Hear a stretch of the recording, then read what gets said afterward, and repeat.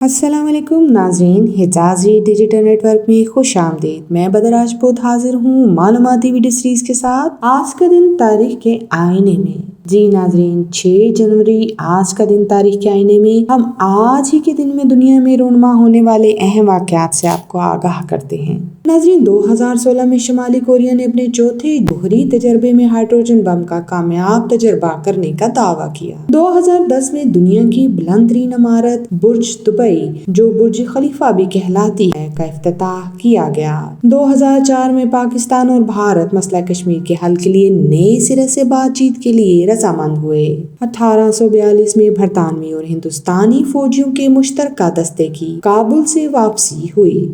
1967 میں AR رحمان، بھارتی composer, گلوکار و گیت نگار موسیقار کی پیدائش ہوئی۔